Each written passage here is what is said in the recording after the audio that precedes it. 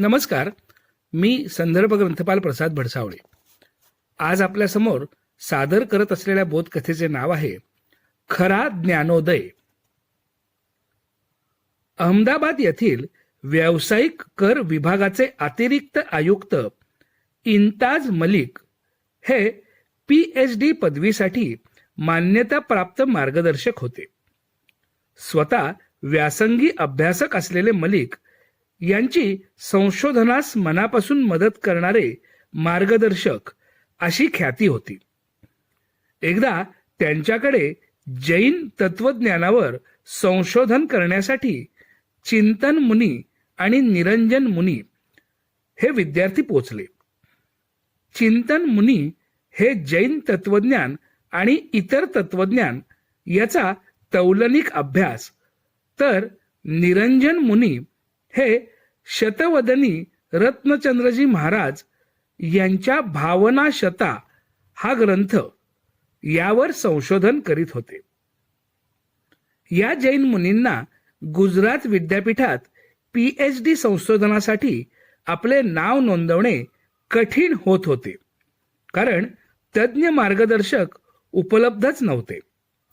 ही अडचण लक्षात येताच इंताज मलिक यांनी या दोघांना त्यांची नावे संशोधनासाठी दाखल करण्यास मदत केली. इतकेच नाही तर त्यांच्या PhD साठी स्वतःच अधिक कष्ट घेतले. जैन तत्वज्ञान अधिक समजून घेण्यासाठी देशभर भेटी द्याव्या लागत, तेव्हा मलिक स्वतः त्यांच्याबरोबर जात. सुफी तत्वज्ञान आणि हिंदू उपनिषदातील तत्वज्ञानाचा आढळणारी साम्य यांचा मलिक यांचा अभ्यासाचा विषय अगदी दांडगा होता.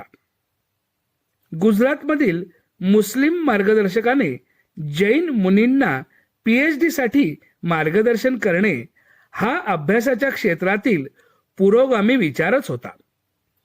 वेगळ्या धर्माचे असलो तरीही आमच्यामध्ये मूल्यांची धारणा समान आहे.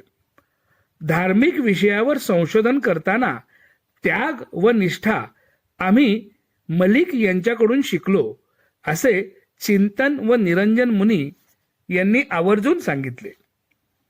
ज्ञानाला जात नसते, धर्म नसतो, भौतिकतेच्या मर्यादा नसतात.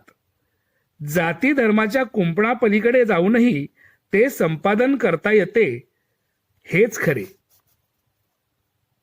धन्यवाद.